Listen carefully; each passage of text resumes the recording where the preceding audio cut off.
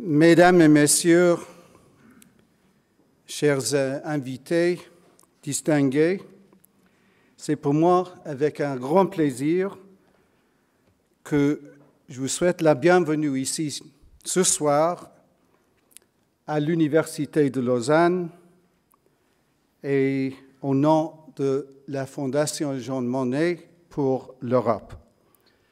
Nous sommes, comme vous savez, un peu tardifs et donc mes excuses. Mais Madame Tox m'a expliqué que c'est le quart d'heure vaudoise. Donc j'en profite, Madame Tox, de votre expertise sur place. Alors, on a choisi pour ce soir, pour notre dialogue, un thème, la construction européenne, quel but pour quel avenir? Donc, ça pose beaucoup de questions et nous avons la possibilité plus tard, vous-même, de poser vos questions ou de faire vos commentaires.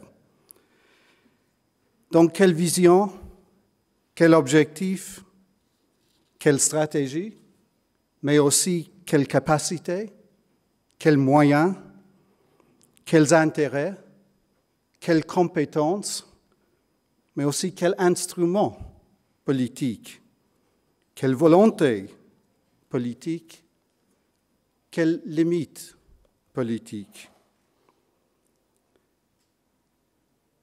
Quel niveau d'intégration est souhaitable et quel type d'intégration?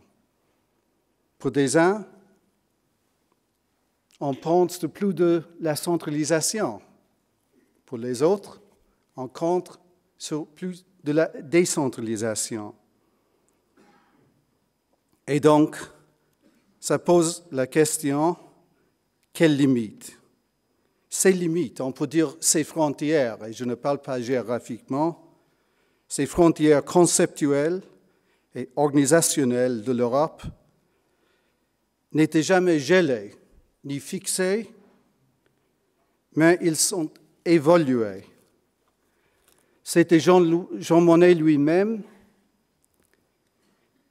qui a écrit, et je le cite, que l'Europe se fera dans les crises.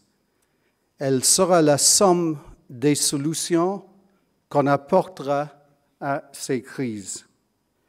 Mais depuis quelques années maintenant,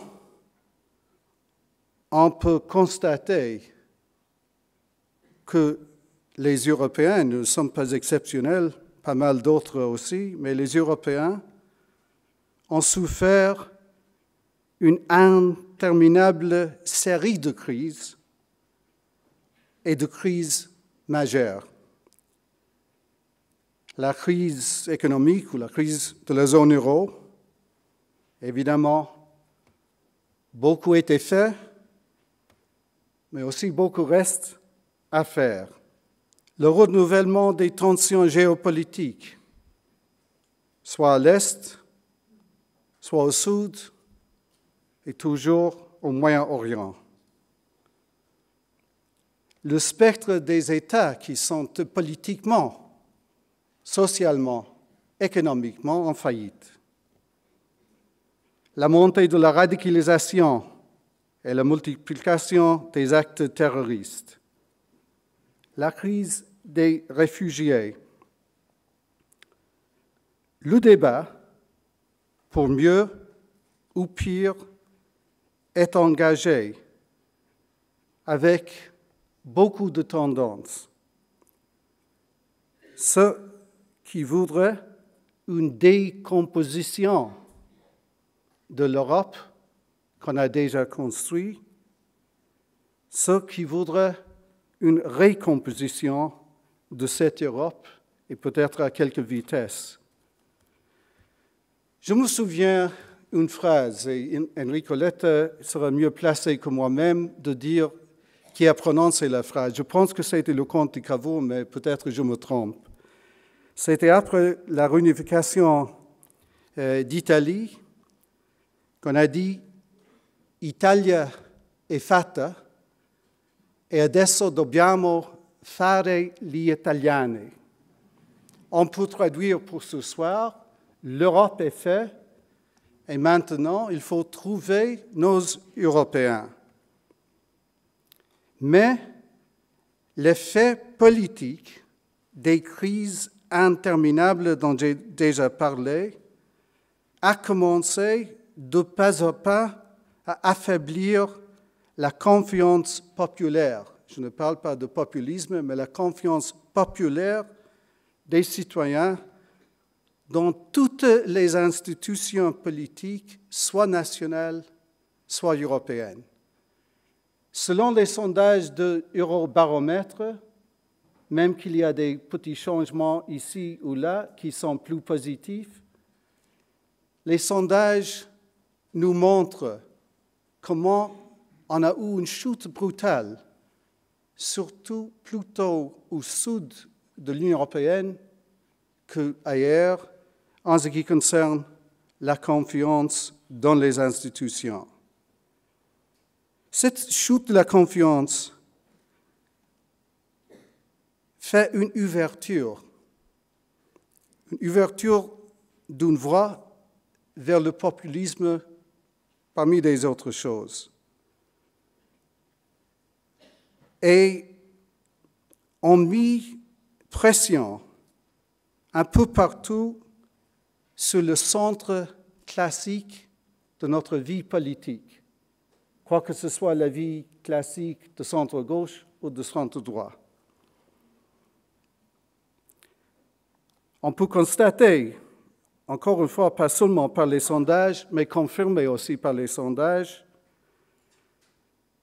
des divergences, même des écarts, des clivages politiques, sociaux, économiques, entre le nord et le sud, entre l'est et l'ouest, sur pas mal de choses, qui ajoutent évidemment à la complexité pour ceux qui sont à la recherche pour un renouvellement de l'idée européenne. Nous savons bien ici, surtout en Suisse et dans cette fondation, les racines des idées européennes et de l'intégration européenne depuis la Deuxième Guerre mondiale. Peut-être ce soir, on peut poser des questions sur les buts et l'avenir. Est-ce qu'il y a des limites? Et s'il y a des limites, quelles sont les limites ou non? Est-ce que nous avons toujours la volonté politique pour faire avancer d'une façon meilleure et ensemble? Est-ce que nous disposons de l'agilité politique pour réussir? Est-ce que nous pouvons livrer des solutions aux défis partagés? C'est une monnaie qui a toujours mis l'accent sur des intérêts communs. Et la recherche des intérêts communs reste primordiale. Les institutions européennes, malgré les crises, ont montré quand même une forte durabilité qui compte évidemment pour quelque chose de positif. J'aimerais bien, en avant d'inviter des autres intervenants de s'exprimer, encore une fois, de citer Jean Monnet. C'est la lettre qu'il a écrite le 3 mai 1950, en avant de la fameuse déclaration de Schuman. Maintenant, une lettre dont le titre est « Un changement d'espérance ». Et je le cite. « Il faut changer le cours des événements. Pour cela, il faut changer l'esprit des hommes. Des paroles n'y suffisent pas. Seule une action immédiate portant sur un point essentiel peut changer l'état statique actuel. Il faut une vision profonde, réelle, immédiate et dramatique qui change les choses et fasse entrer dans la réalité les espoirs auxquels les peuples sont sur le point de ne plus croire. Écrit il y a plus de 60 ans, mais c'est la vérité toujours. C'est la raison pour laquelle on a choisi le thème du dialogue de ce soir, parce que nous avons décidé qu'il faut un point de compréhension aujourd'hui d'où vient notre dialogue.